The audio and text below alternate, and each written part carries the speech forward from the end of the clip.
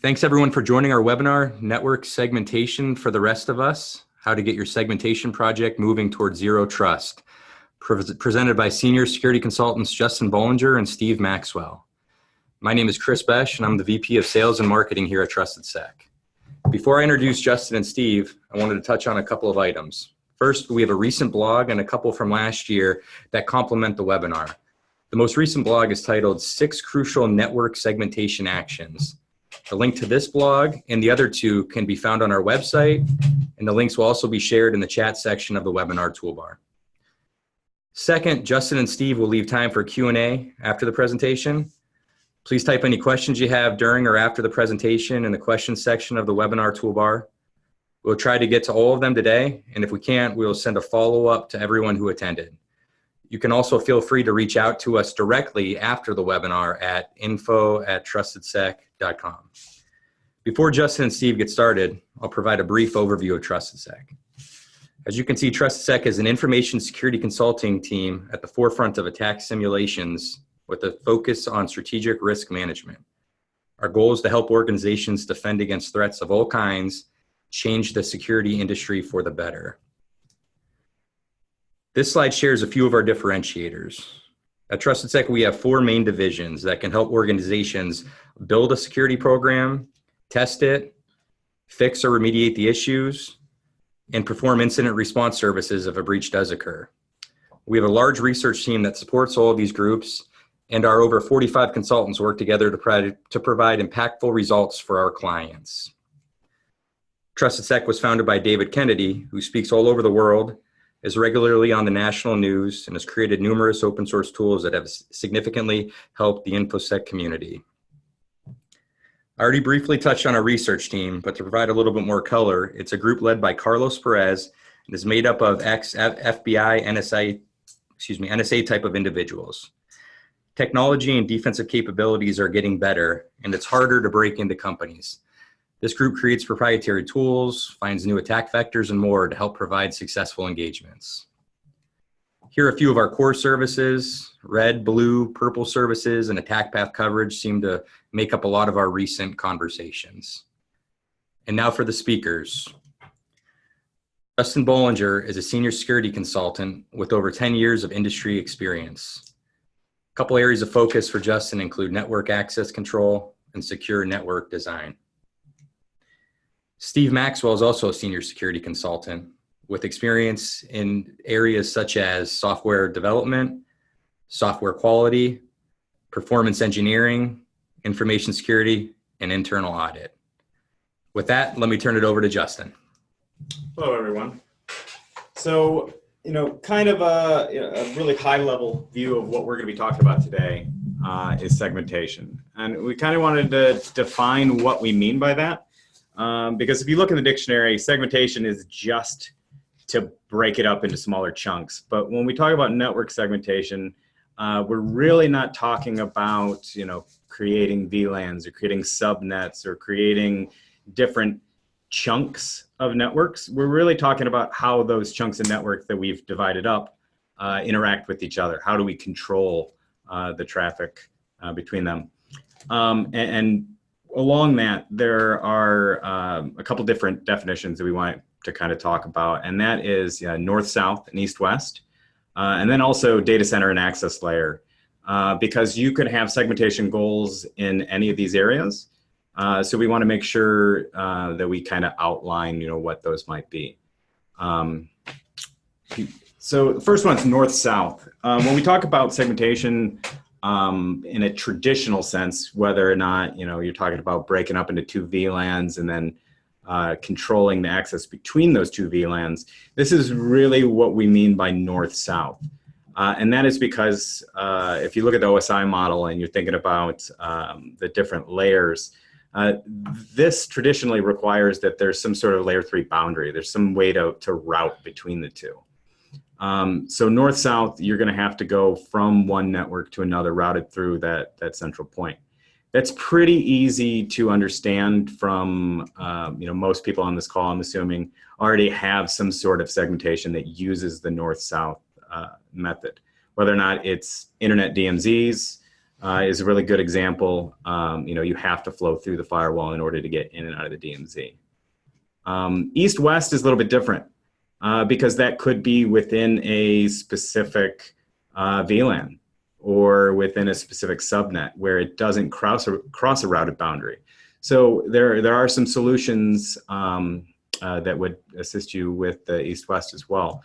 So specifically around the virtual environments, a lot of times, even within, say, a virtual hypervisor, you want to protect or segment individual guests from each other, different tenants.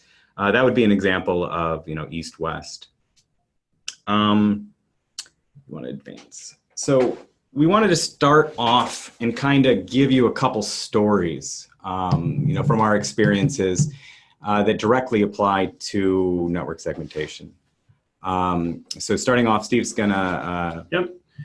Yeah. So this is Steve Maxwell. Definitely a big fan of the segmentation. Just a couple quick examples. Have enjoyed. Certainly, my client enjoyed the reduced effort needed to work on the PCI audit, and it happened to make their entire enterprise much safer too. When they had almost 1,000 total systems in scope, and then thanks to network segmentation, reduced it down to about 150. Being as a primary driver of the effort for them and for the hundreds of controls in our shared project are driven by system configurations of those in-scope systems.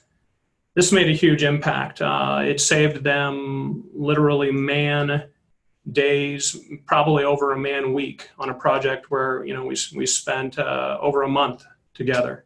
So that was great from a matter of reducing effort through reduced number of systems in scope. A different project where it helped quite a bit was when a company had been around a while. They had key customers that had been around since the prior decade. They had unique needs. They also had unique systems that maybe weren't the most up to date and the most secure systems. They were not compliant without a compensating control, which involved several controls added. And one of the key ones was to isolate it from all other systems, to help prevent lateral movement between it and other areas. Now, there were other controls involved, but network segmentation was one of the foundational ones. So of great benefit to both clients. Justin, I bet you've got stories too. I do. I actually have two stories. Each of the stories that I have come from some of the penetration testing that I do. And the first story is actually a story about how segmentation benefited a client of ours. And that is, I was on an engagement and there was a specific vulnerability that's been pretty popular lately. And that is, attacking the principal or service on a domain controller. So in this instance, we were able to trigger an authentication on the domain controller. And when you do that, what happens is the domain controller will actually reach out to your attacker controlled system and authenticate to it with the machine account. So the system was vulnerable to this, but we weren't successful in our attack. And the reason we weren't successful in the attack is because of network segmentation. So because we could reach the domain controller, we were able to trigger it, but really what we needed was the communication back that originated from the domain controller. And so the segmentation was actually in place. And if you look up the Microsoft documentation, nowhere does the domain controller itself need to initiate SMB communication outbound. It may require, because of sysvol or whatever within the group policy, require inbound SMB traffic, but not the inverse. So this is an example of where a very simple segmentation provided a very high benefit for the customer, because the particular attack that we were looking at, had the segmentation not been in place, it would have meant complete domain compromise. So it is a very effective tool to keep in there. The next story is really about slowing down the attacker. This is a story that actually, we were eventually successful, but it significantly increased the amount of time to exploit. And this is where I had a client who had network access control. And network access control across the industry, we're seeing some very common patterns. And that is, there's a handful of device types that when you use a network access control are really difficult to authenticate, just because the management lifecycle of those devices is somewhat cumbersome. Whether or not it's printers, or in this case, it's actually a phone, you have to consider some extra things. So when we connected to the network, we were segmented and we had access to nothing. No DNS access, no nothing. We just got an IP address. So that was the first indication that we were segmented. So I went ahead, I took a phone, took the MAC address off the phone, put it on my system, and now I'm on the phone network. I was still segmented though. So part of that segmentation was that when I was masquerading as a phone, I only had access to phone system things, which is great. However, those phone system things were listed out based on IP groups. So instead of this phone has access to all of the phone protocols that it's required to, it was this phone network has access to these phone networks. Well, one of the systems, or actually a handful of the systems within one of those phone networks were Windows servers. They were call recording servers. So the phone did need to have access to those call recording servers. However, the ports and protocols that they needed was very narrow compared to just being completely wide open based on the IP address. So although they segmented the phones from the entire network, they allowed a very narrow attack surface on these Windows-based servers that we were able to exploit, gain access to, and then pivot all of our traffic through the phone server. And once you escaped that one segment, it was pretty much game over, right? So, kind of the takeaways that I want to take from that is that good job doing segmentation in the first place, right? It took a whole day to really, find that, crack and really, spread it open so that we could, navigate through the network.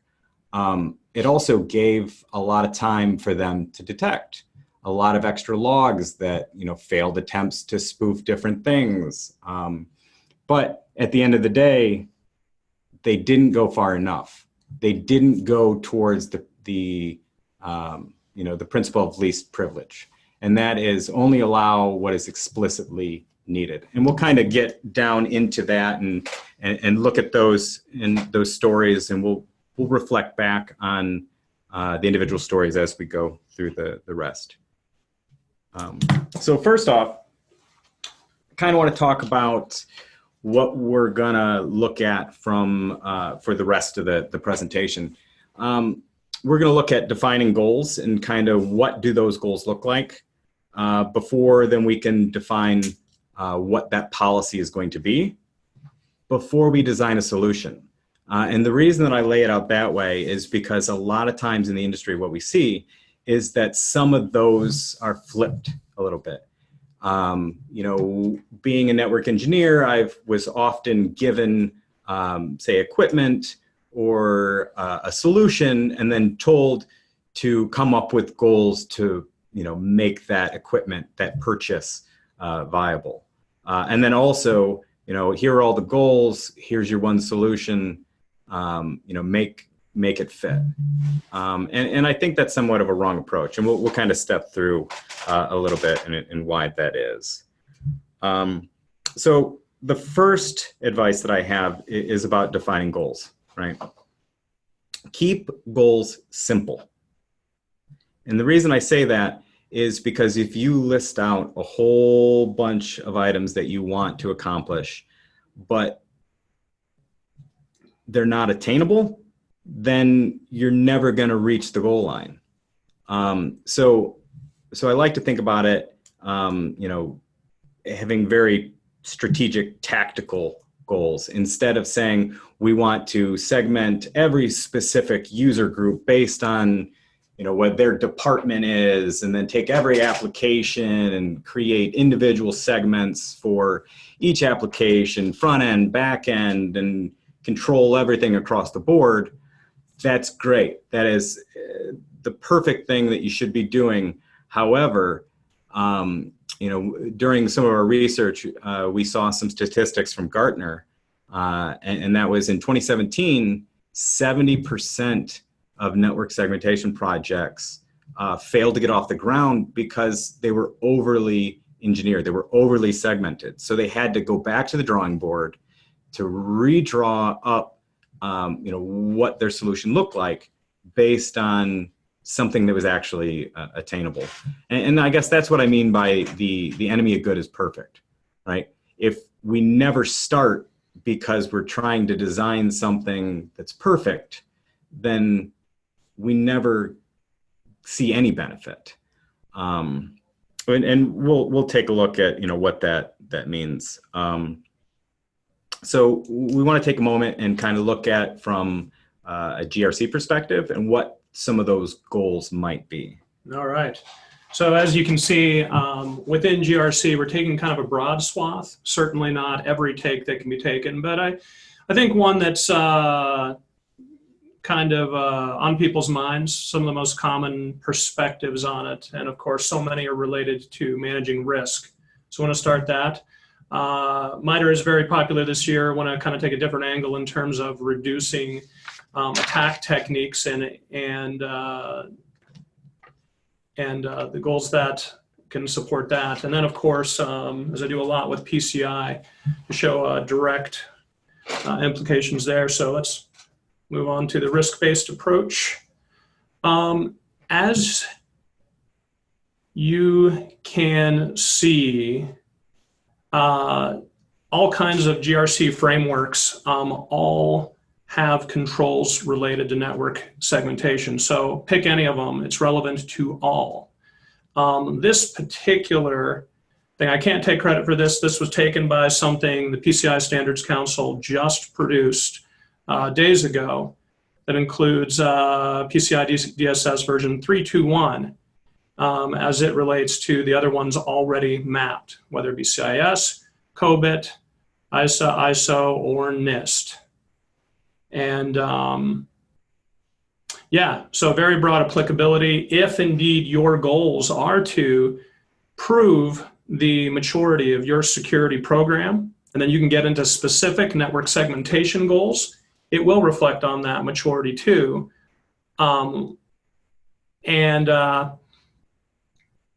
Yeah, let's go ahead and dive into the next slide there. So with MITRE, of course, most people are thinking about it in terms of you can seek maturity within these different areas to get to raise your score on how much skill it takes to attack. But there's a different way to use it to help with your goals here as they relate to network segmentation. If your goal is to reduce lateral movement, there's an entire category of attack techniques there. There is also being able to inhibit discovery, initial access, exfiltration. You will significantly reduce the ability to, exploit remote services and more centrally shut down port 445 and remote in through there, remote desk protocol, remote file copy.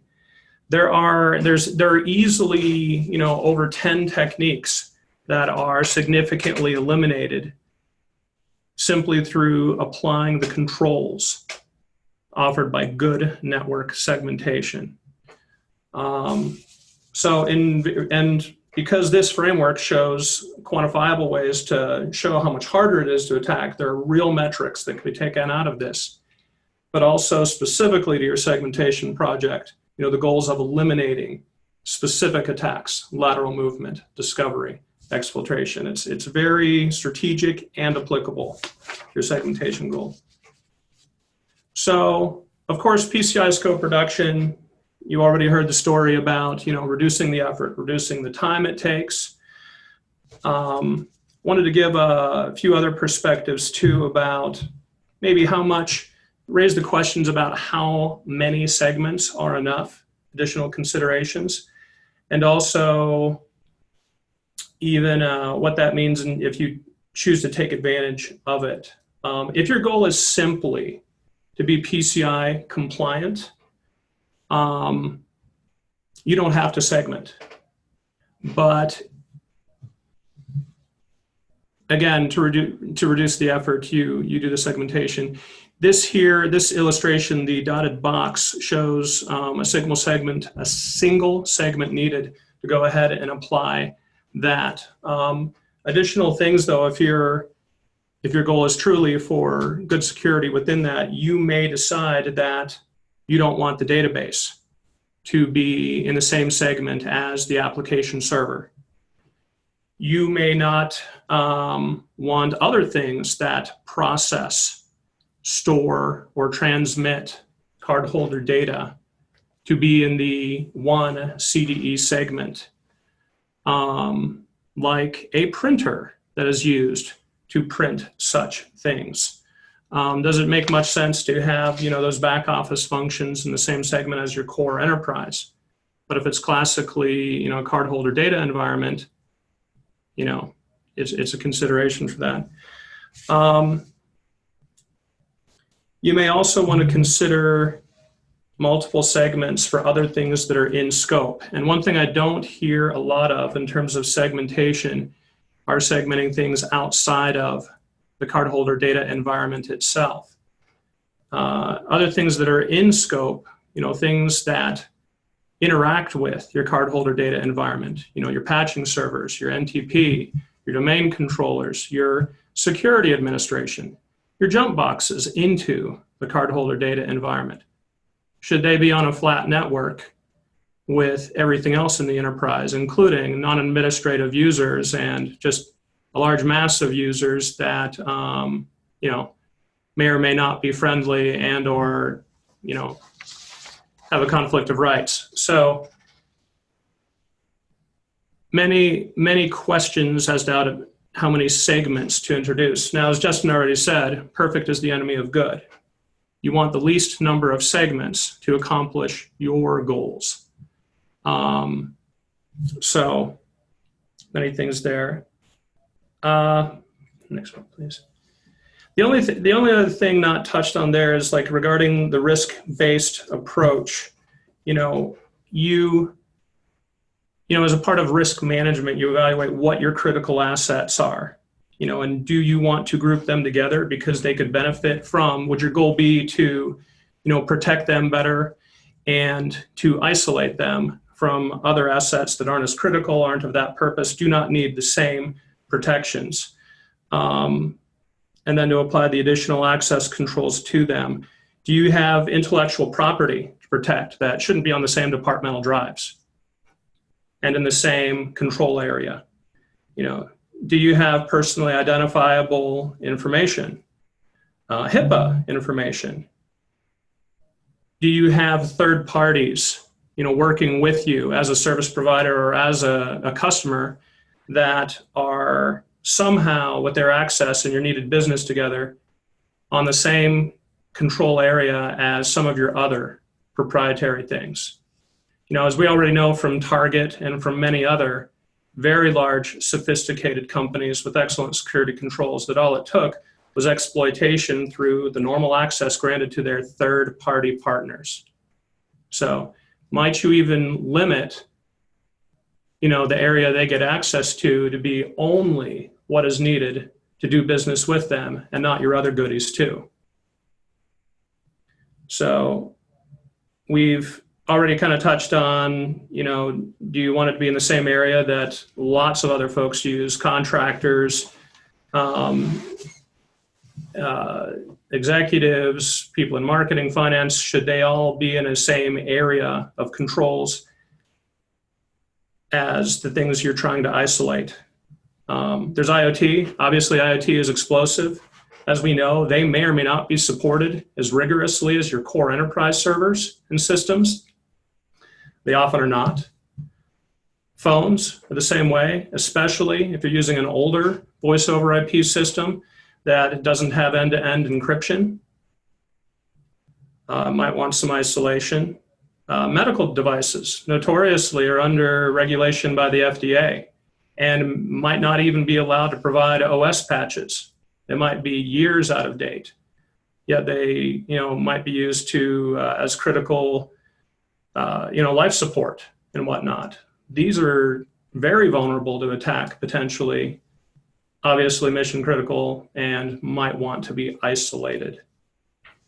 So along the same lines that Steve was just kind of talking about, the goals, we're not going to tell you what your goals should be, but some of the recommendations that we're giving are kind of what they could be, what you should look at for your goals. Personally, one of my favorite goals that I like to see in an organization is blocking common avenues for lateral movement. So being a pen tester, my number one method of laterally moving through the network is TCP 445, whether it's just SMB, PSExec, WMI. There's a handful of protocols that you may or may not in your organization use. So, having a goal that is specifically, blocking lateral movement type protocols is going to be a very big hit for your organization as far as a win. But also it's going to be a little bit more obtainable than segmenting all the things and really going to a zero trust model right out of the gate. So when we look at the goals, we really want them to be very specific and be attainable, right? Also, we haven't really quite talked about how we're going to accomplish those yet, right? What kind of a solution is going to be able to provide some of the protections between, if we're looking at workstations and we want to block 445 between workstations. Well, it doesn't really matter to me how you accomplish that.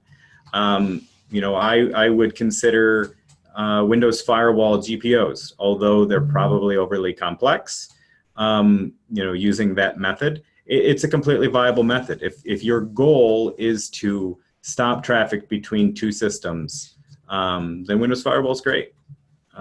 It's something that you already have. So we're not really going to focus on the solutions quite yet. We'll kind of get to those a little bit. But first we got to talk about once we have that goal, really what does the policy look like? So one of the first things when we look at policies, we need to establish what's normal, right? If you're going to get to a zero trust deployment model, then you really have to know when your devices or users are trusted, what is the expected behavior? And really that's difficult to do right out of the gate. So that's one of the reasons that I personally feel that some of these projects aren't successful, is because they go in, they think they know what normal is, they flip the switch. So say we're talking about specifically SMB traffic, 445, right? We're going to block it across the organization. Well, what about situations where it's needed, right? We already talked about, access into the sysvol for domain controller. Well, it's possible that you could break some group policy stuff if you just block it across the enterprise. So you got to really look at, where your traffic is going before you can really take a zero trust approach. So one of the things that we're really going to focus on here with the goals and the policies is you can achieve those things without being perfect by being good.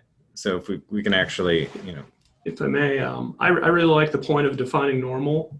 I look back at the challenge that we often have, that I've seen, various times in my career, before even being dedicated to security, was that when you go to the owners of the business processes and ask them, well, hey, I took a trace of traffic. Is this normal traffic?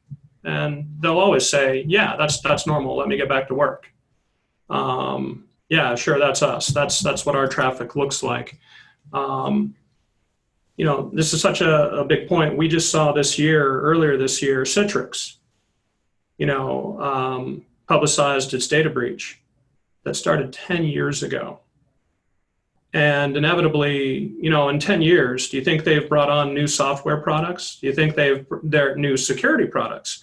Do you think some of those were used a baseline of normal traffic so that they could detect anomalies from that and detect intrusion?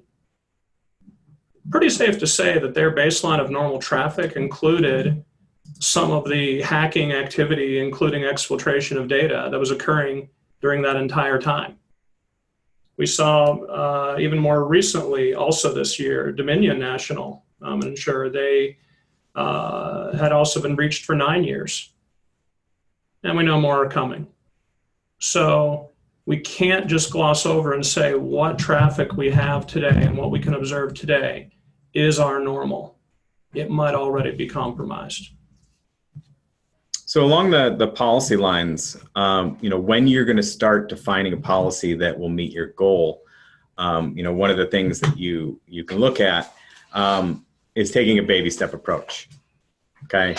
If we look at them from being step 1, step 2, step 3 being the zero trust to permit only that's required and deny all, that's where you have to take the time to really look at your traffic, whether it's through NetFlow, whether it's through looking at the software documentation, having software inventory, and I'm sure that everybody here has great software inventory. They know all of the applications that are running on their network that are used for their business. So those steps should be easy. However, that's not the case, right? So when I say baby steps, we're really talking about, you can get a really easy win. You can accomplish some of your goals without going to step 3. Maybe you start at step 1, deny known bad. So we know, looking at the MITRE framework, that lateral movement, there's a handful of categories. Well, if we look at those categories, RDP has a known port. If your organization does not use RDP,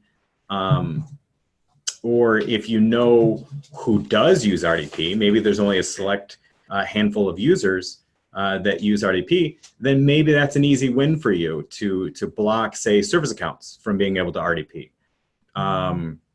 Block workstations to workstations, maybe only permit administrative workstations. But you don't need to know everything that workstation is doing, what normal is.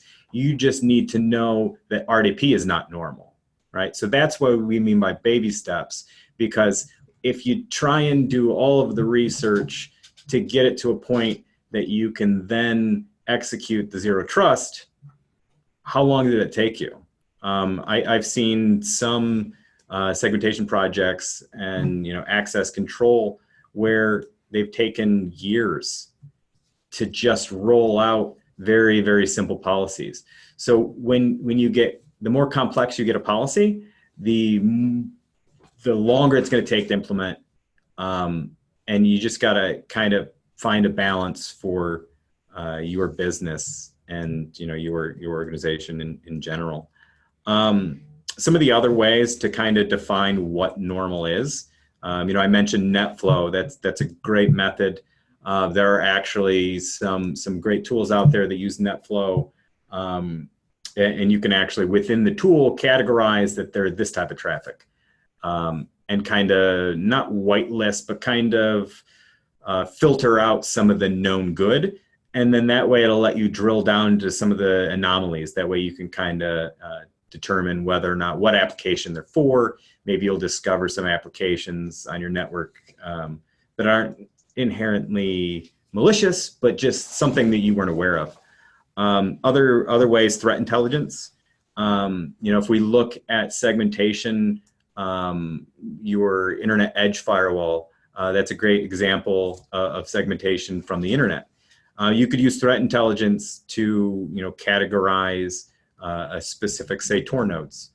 And if your goal is to block anything being received from a Tor node, then using some sort of threat intelligence or a list of those known Tor exit nodes in your policy is a great way to accomplish that. No, I think, Steve, you had a story. Actually, never mind. That is the Citrix story. Yes, that you just referenced. So when we look at designing a solution to the goal and to the policy, this is where we start to say, okay, our goal is to accomplish blocking SMB traffic or RDP within the environment. Okay. Once we look and see that it's normal for these groups of users or these types of systems, then we can start to architect, well, do we move them? Do we create some sort of solution or implement some sort of solution that will identify those users and have that sort of contextual information? Or is it as simple as, well, we know that all internet traffic comes from this one port, and so we're just going to plop a firewall in between that port and the rest of our network. Same thing if you're trying to protect, say, domain controllers from your users, right? If you have some sort of attack like the LM downgrade attack, where we're actually going to query into the domain controller, well then, because those systems are in a data center, you might be able to just put a firewall in between at your data center edge. So just like you do at the internet edge, have a firewall north-south in between those two segments. But when you start to get into your goals, when you have highly virtualized environments or some sort of intra VLAN filtering that you need, then we start to look at solutions that are maybe specifically tailored to virtual environments, as opposed to, say, 802.1x if you're doing network access control and want to use that to automate the placement of different endpoints into different segments. Whether it's going to be VLANs or ACLs or something along those lines, source group tags. One of the important things that we really want to drive home is that you don't want to overly complicate your design or design goals around a solution. So 802.1x in the data center, probably not going to be supported on a lot of data center equipment, and typically not recommended.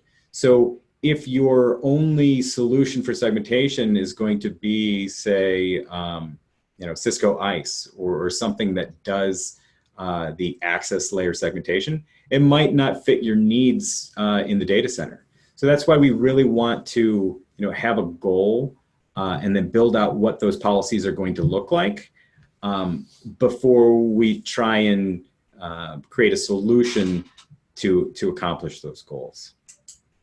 Let's see. I think we're probably about ready for some questions. All right, Steve and Justin, thank you very much. That was some great information. And thanks everybody for your time. We've got some good questions coming in. Please keep them coming. So we'll start off here with the first one. I noticed when testing segmentation controls, companies have open filtered ports 139, 445. Is this a violation of PCI? So, Steve mentioned earlier, when we look at PCI segmentation, it's not a requirement for segmentation is not a requirement. So the only requirement would be to lessen the scope. So if you were able to see the 139 and 445 in a PCI environment, then that really tells us that the scope that was provided of in-scope devices and in-scope networks may not be accurate. There may be more, if there's a segmentation failure, then maybe more assets need to be included within the scope. Would you agree with that assessment? Yeah, I mean, you're certainly giving the segmentation answer, and that's, of course, the scope of this webinar. So. Okay. Good. Okay. Next one. What is the name of the software that was referenced for filtering net flow traffic? So the software in particular that I was thinking about, Cisco acquired a company a few years ago, and give me 1 second because I know the the name of the software, but it's eluding me right now. When we go into the next question, I'll look that up. StealthWatch, yes. So thank you, Ryan. Somebody actually mentioned the product there. So StealthWatch is great, especially when you integrate with, say, a solution like Cisco ICE with source group tags, because you can actually then tag the traffic within the net flow. So when you're looking at it from StealthWatch, you can actually filter based on the tags. So your tags could be what that segment is.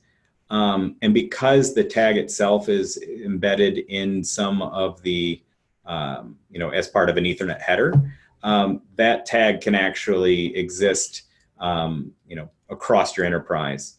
And if you don't have the networking equipment to kind of support the end-to-end tagging, there are some out-of-band methods as well. But specifically with StealthWatch, you don't need to have the source group tags, but it does allow that filtering, so you can kind of filter out the noise as you're drilling down into what is normal. Okay, great. Have you pen tested against the newer Cisco's SDA Access network? If so, what are the differences seen between traditional networking and SDA Access? SDA Access. Yeah, so the SD Access, what I believe that's going to be is really software-defined networking, and specifically on the access layer or infrastructure as code. They're fairly similar, and what I would say is somewhat different is there's a lot more standardization as far as the configuration goes.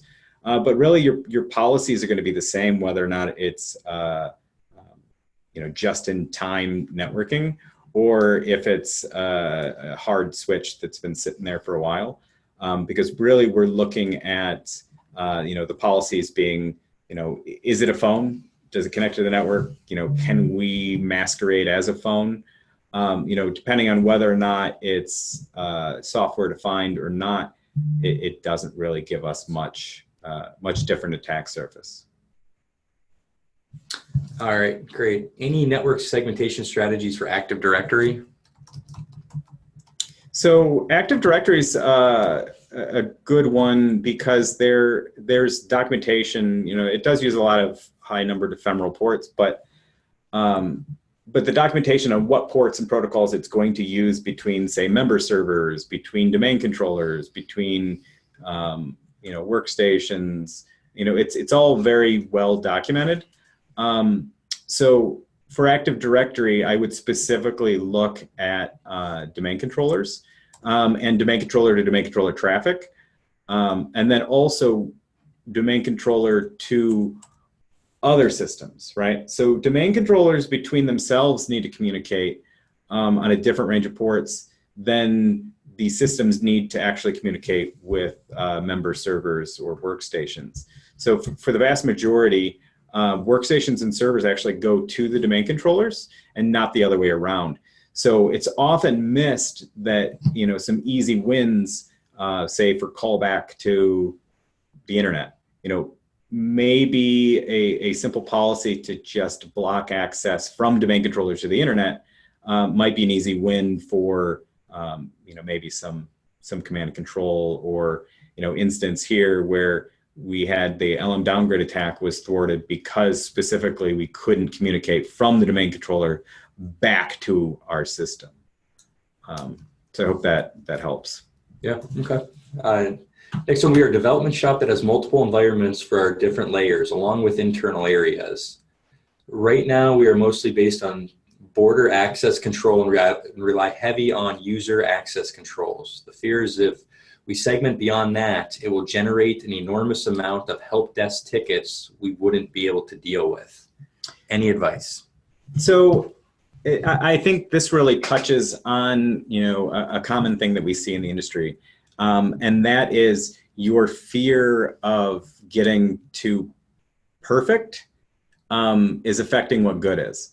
And so if there's a specific reason why you are trying to protect internal areas beyond segmenting for the sake of segmentation, that's why we want to actually look at defining goals that are more specific than that. So if your specific goal is you're worried about, whether it is this internal area, maybe there's a higher risk profile because we use outside contractors in, this department.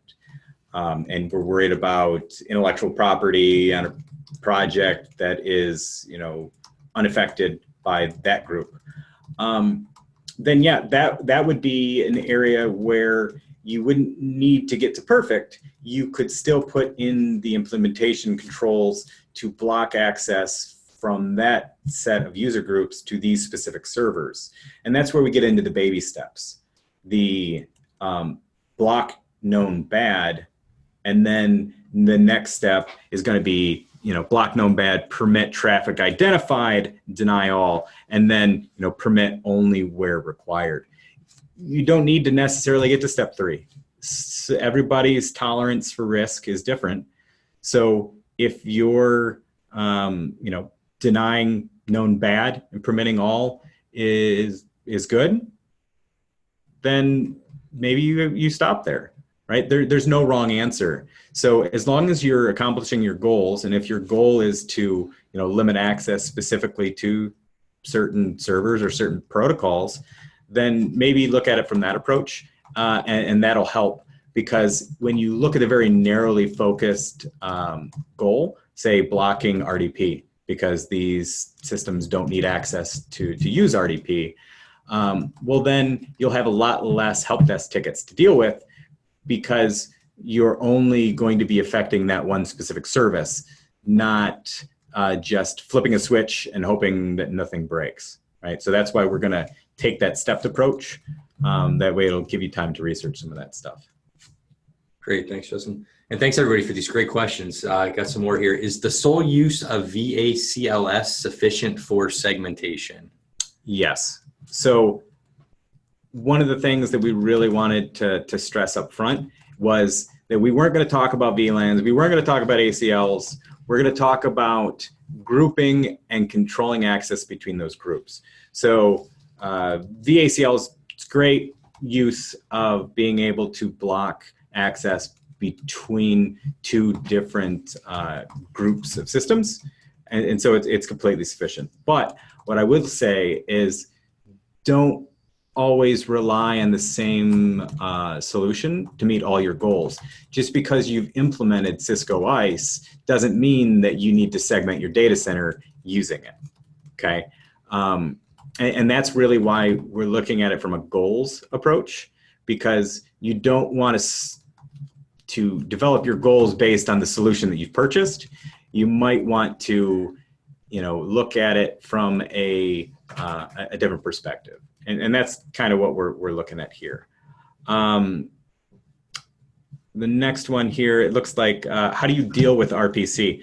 RPC is difficult. because of the nature of, ephemeral high-numbered ports. But, maybe instead of looking at it from, how do you deal with RPC, you look at the other contextual information about where your concern is specifically. So if your concern is RPC from the internet, well, most applications don't require RPC. Most internet-based applications don't. So you typically don't see much RPC on the internet. And that's a good example of segmentation where, you have the applications that need to flow through the firewall, but don't necessarily need to, specifically deal with that single application. But if it is in such a way that you do need RPC, which, obviously you're asking about it, so that's probably the case, you can look at it from blocking with different contextual information, whether or not it's using network access control and user-based groups to deal with blocking the IP address of the system that has access that lists those RPC ports, and really separating out the functions. So if you do have a system with RPC or software, maybe blocking the known bad 445 and then permitting the rest. Okay. And that might help you with the RPC. Great. All right. Next one. Can you speak about network segmentation in the cloud, AWS or Azure? So those are really common, places that you have less trust in. And so, one of the things you're going to do there is you're going to have some sort of, pivot point. So it really depends on whether or not you're talking about east and west or north and south. If you are talking about north and south and you're talking about, say, a hybrid cloud deployment where you have on-premise equipment and then equipment in AWS or Azure, you can usually put network-based firewalls. If it's east to west, there are some built-in controls. A lot of them have REST APIs. So if you're able to do some orchestration on, when you bring up the individual assets, you could apply policies doing whatever that same orchestration method is. But a lot of those cloud-based already have the tools available to segment, between the systems. Okay. Yeah, one other take on this too is that, talking with others and with our clients, very often, if they've been around for any time at all, 10 or more years, they're talking about having multiple environments, multiple stacks where they have a large presence in the cloud and a large physical presence too. And just kind of a reminder, the baby steps that Justin walked us through, the levels of maturity, where, level one is like blocking the known bad and permitting all else, versus level 3, which is tightly locked down to actual normal traffic. You may be able to get to baby steps level 3 within the cloud, while maybe your goal is to remain at baby step 1, blocking just the known bad with your physical presence. So just had to take advantage of the question to point out that lots of places are dealing with a mixed environment. Okay, thanks, Steve. Next one, as a pen tester, what are some of the most common loopholes you see with network segmentation, aka common attack path to break segmentation? So one of the common ways, say specifically PCI. If I'm on an engagement and I'm looking to break into the CDE, one of the things that I know is typically the domain controllers, if they're the same domain between the inside CDE host, the outside CDE host, typically there's some sort of communication where those CDE hosts need to communicate with the domain controllers. So because outside of the CDE and connecting into those domain controllers, if I can compromise a domain controller, there's a high success rate that I'm going to be able to pivot from that highly trusted server into the PCI zone. So I hope that's kind of what you're looking at. But when you look at segmentation, one of the reasons that I brought up the story that I did is most organizations don't go that far. They will maybe limit the ports and protocols to and from or to the domain controllers, but because the domain controllers are, such a, a high profile server to begin with, there's the assumed trust that they have because arguably out of Windows servers, they're going to be one of the most difficult servers to compromise and get command and control of. But once you do, you need to actually implement some sort of protections so that when in the event that it does get compromised, you don't have the ability to spread out from there. Okay, thanks. Also, can segmentation affect performance? So anything really, depending on how complex you get, the more rules that you have can affect performance. But this one's kind of somewhat of a loaded question because when we talk about segmentation, it could be performed many different ways. One of which would be Windows Firewall. So if your segmentation has a very specific rule, and that's blocking 445, across the enterprise, then I don't see much of a performance hit. Now, if you're looking at protecting north-south between your data center, all of the traffic that is going to and from your data center is going to have to flow through these firewalls. So if they're appropriately sized, then you shouldn't see any performance hits. However, if they're underscaled, and a lot of times, we do see that because data center firewalls are expensive because of the need to be able to just push high volume of traffic through them.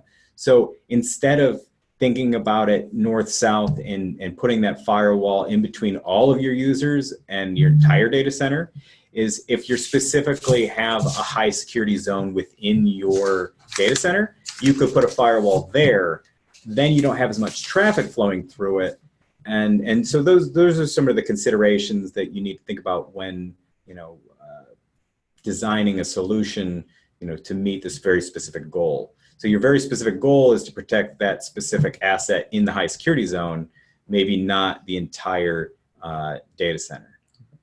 Okay, looks like we have a couple more questions we'll get to. And before we do, I just wanted to let everybody know the blogs that I had referenced earlier in the webinar have been posted in the chat section. So next question, how mature do you have to be in identity and access management for network segmentation to be really useful? So I think that segmentation is useful for all levels of maturity. And that comes back to really looking at the definition of segmentation. And that's going to be, taking those specific use cases, those specific goals that you want to accomplish. And so, I mean, Steve, do you have anything you want to? I mean, so much of our focus on segmentation, it doesn't have to be focused on, the hosts, whether they be, source or destination. But so much of what we talk about is focused on such things and what you allow between things grouped into different segments. So yeah, your IAM can be much less mature than your network segmentation approach. Plain and simple. It shouldn't greatly limit you. Okay. All right. Well, last question. And if anybody has other ones, again, you can reach out to us at info@trustedsec.com and we can send follow-ups or get on the phone, talk to them. So last question, is it better to segment starting with the data flows or by business unit / user persona? So this gets back to the goals. When we're looking at, segmenting by data flow or business unit, all of the above. If your goal is specifically to protect assets, between different data units, then that would be the correct approach, is to segment them by the different data units.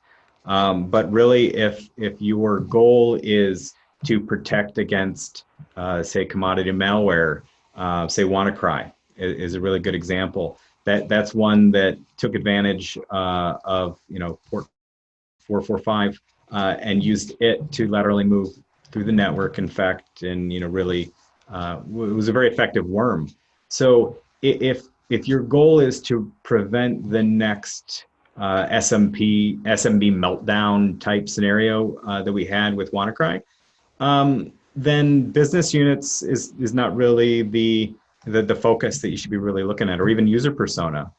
Then really you're just going to have to look at where is SMB actually used within your environment. And likely that's going to be, on your domain controllers, on your file servers. You likely have administrators that are using those protocols to admin different types of systems. And instead of really taking it and say, okay, we're just going to block it across the board and admins have to deal with it and figure out a different way, break it up into them being in their own segment. It's okay that they're their own grouping that has access to these ports and protocols. It still is better than perfect because it's better than nothing. It's not perfect, but it's better than not blocking it anywhere and only having a handful of users that have access to those ports. So one thing definitely hearing a lot through this, coming back to yet again, we've seen it in actual experience, whether hacking or whether for compliance and other maturity assessments, that there is broadly across all industries lots of opportunity for companies to simply harden themselves down externally and internally a lot more than they do today. You don't have to shoot for the moon with like the ultimate network segmentation to do a lot better. Baby steps 1 and 2 take significantly less effort than, that steps 3 level of maturity. Big gains are to be had. You're far less likely to be making that headline for being the one breached. So choose the level of maturity, make your goals based on the level that you can attain, and it's well worth the effort. Yeah, I guess the last thing that I really want to really come out and say is never underestimate the power of slowing down an attacker. There's a joke that you don't have to run fast to escape a bear. You just have to run faster than the person running next to you. Why are you lacing up your sneakers right now? Exactly. So what that kind of means is that if you are going to annoy the attacker by putting them in a silo that has very limited access, not only are you going to really limit your attack surface, which is really what segmentation is about, but also you're going to slow down on that attacker to the point where they may give up. They might move on to an easier target. Or if they don't, if they're persistent, it gives you more time to detect. So Justin, back to your story time, lateral movement story. You spent an entire day to go lateral. Without that in place, how long would you have been stuck there?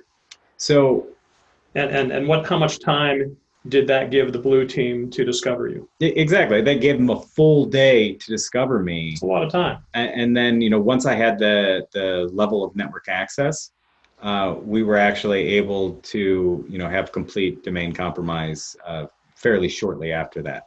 So if that same scenario would have played out without network access control, we would have had complete domain compromise and would have started pillaging and expelling data, within an hour or 2. So you're saying 1 hour compared to 1 day and 1 hour. Exactly. So that's a 24x improvement for the blue team. Exactly. Now that was a very specific scenario. It's not all networks. You're able to get that quick, but I would say that segmentation, not only when it's that initial network access control, but when you have very highly segmented networks, sometimes it's difficult for an attacker to actually understand the network because we can't directly reach out and communicate with every host. we have to rely on other passive methods, whether it's DNS, whether it's, looking up documentation in some sort of file store. It definitely does increase the time of attack significantly. Perfect. Okay. Well, that's all we have for today. Thanks to Steve and Justin for your time today. And thanks to everybody who joined and listened in. Again, if you'd like to ask us any questions, feel free to reach out to us at info@trustedsec.com. And if you don't follow us on social media, please do. We share blogs. We'll have a Purple Team focused webinar in August with Ben 10 or Ben Mock. More information to come out on that shortly. White papers. We're always trying to give back and help out the community. So again, LinkedIn, Twitter, Facebook, follow us if you don't, please. And thanks for your time. And everybody have a great rest of your week. Take care.